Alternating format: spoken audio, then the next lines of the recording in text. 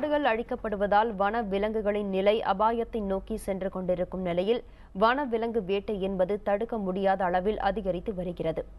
கள்ளச்சந்தை வணிகத்தில் போதை மருந்துகளுக்கு அடுத்த இடத்தில் இருப்பது வன விலங்குகளின் உடற்பாக வணிகம்தான். அதை பற்றி விரிவாக பார்ப்போம். விலங்குகளின் உடல் உறுப்புகளுக்கான திரைமறைவு சந்தை உலகம் முழுதும் பல்லாயிரம் கோடி ரூபாய் அளவுக்கு நடைபெறுகிறது. தந்தம், தோல், பற்களுக்காக யானைகள் வேட்டையாடப்படுகின்றன.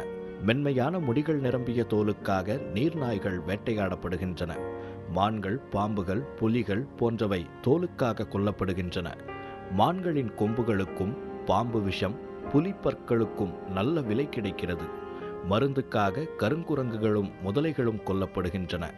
கஸ்தூரி என்ற வாசனை பொருளுக்காக கஸ்தூரி மான்கள் கொல்லப்படுகின்றன.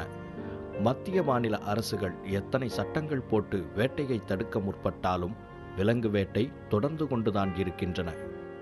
தந்தங்கள் பொம்மை செய்வதற்காக ஆணைமுகன் என்று சொல்லக்கூடிய விநாயகருடைய ஒரு உருவமாக யானை வழிபட்டாலும் கூட அந்த யானையின் தந்தத்திலேயே விநாயகர் உருவத்தை செதுக்கின்ற கொடுமை நம்ம நாட்டில் நடக்குது.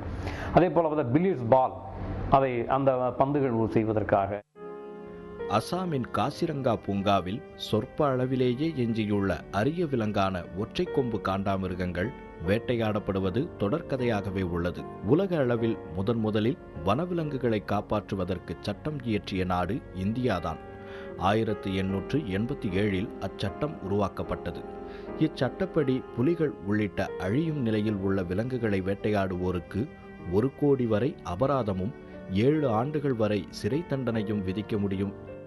அதனால் என்னென்னா அது எல்லாமே கள்ளச்சந்தையில் போகுது. அது இந்த நாட்டில் இல்லாட்டிலும் நம்ம நாட்டில் ஏற்றுமதி செய்யப்பட்டு ஹாங்காங் மற்ற சவுத் ஏஷியன் கண்ட்ரீஸுக்கு போகுது. அங்கே தான் பெரிய அளவு அந்த கருப்பு சந்தையின் மூலமாக நடக்குது.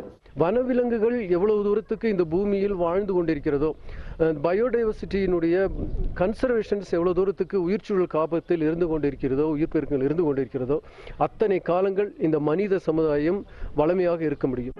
தற்போது புதிதாக பல சட்டங்கள் இயற்றப்பட்டாலும் அவற்றின் செயல்பாடுகள்தான் கேள்விக்குறியாக உள்ளது என்கின்றனர் வனவிலங்கு ஆர்வலர்கள்.